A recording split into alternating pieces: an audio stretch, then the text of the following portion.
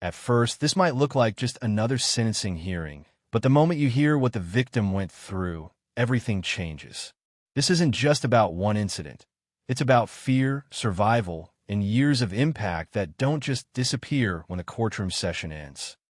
Yes, Ms. Gardner, what is it you'd like to say today? What stands out here isn't just the violence, it's the aftermath. The fear of being alone, the need to move back in with family, the trauma that follows someone into everyday life. And what really hits is when she says she no longer sees herself as a victim, but a survivor. That shift matters, but it also shows how much she had to rebuild, mentally, emotionally, and physically, because of one person's actions.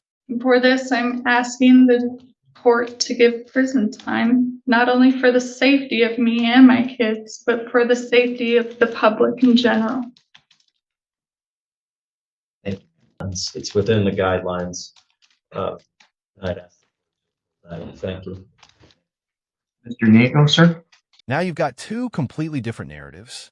The prosecution is focused on the brutality and the pattern, while the defense is trying to highlight stability and change.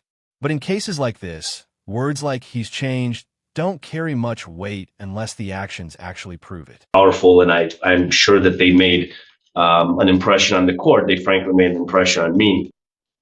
My client did take responsibility. His version of the offense may be unsatisfactory. I'm sure it's unsatisfactory to Mr. Carnes as well as Ms. Gardner. But nonetheless, as Ms. Gardner just addressed the court judge, by him pleading guilty in this case, ensured a fast-track resolution, avoided additional potential trauma for her. The fact that he has been otherwise bond compliant, has had no contact with Ms. Gardner or her children, some additional insulation for Mr. Eiserman. Ultimately, he sits before you, Judge. His focus has been what has been consistent in my communications with him. He's worried sick for his children. I wasn't sure if I wanted to bring this up, Judge, because I don't have any supporting documentation, so I'm somewhat speaking as a layperson outside of my element here.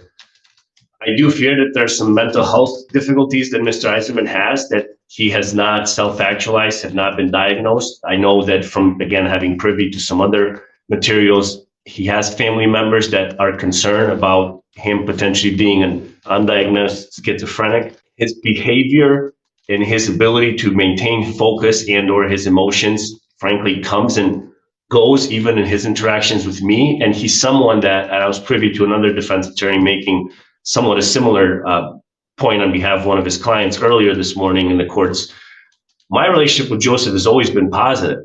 So when I noticed that type of change in a behavior of one of my clients, again, from a lay perspective, it causes me some concern, and hopefully throughout whatever period of incarceration the court determines appropriately, perhaps he'll be able to get some assistance on this. I certainly will encourage that he does so.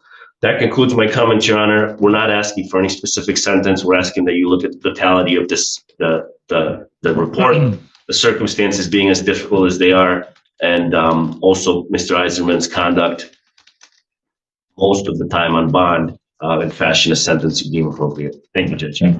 Is there anything you wish to say at this time, sir? You may remain seated because I know you've got shackles or cuffs on. Whatever's the most comfortable for you. See that.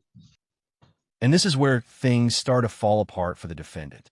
Instead of taking full responsibility, he shifts the focus, bringing up her past, her relationships, almost like he's trying to justify what happened.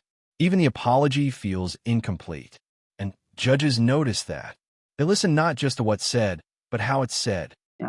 Jessica. This is the turning point. The judge isn't just listening, he's dissecting the truth. When the defendant says, "I pushed her," the judge compares that to the actual report. Choking, slamming, repeated violence. That gap between words and reality, that's what destroys credibility in court. Turn around and to blame the defendant and say, well, I was told I should never have gone there. That don't cut it. So. Have you amended the report where It's out. omitted? It's all right. It just is hold on. I'm not going to react overly negatively. Yes, sir. That's okay. So, Mr. Eiserman, I allow everybody to have their time to talk. I let them talk freely. I even tell them, like I told you, take your time. But now it's time where the judge gets to make a statement. It's my turn. Now, this did take some time to get to because the defendant had left the area.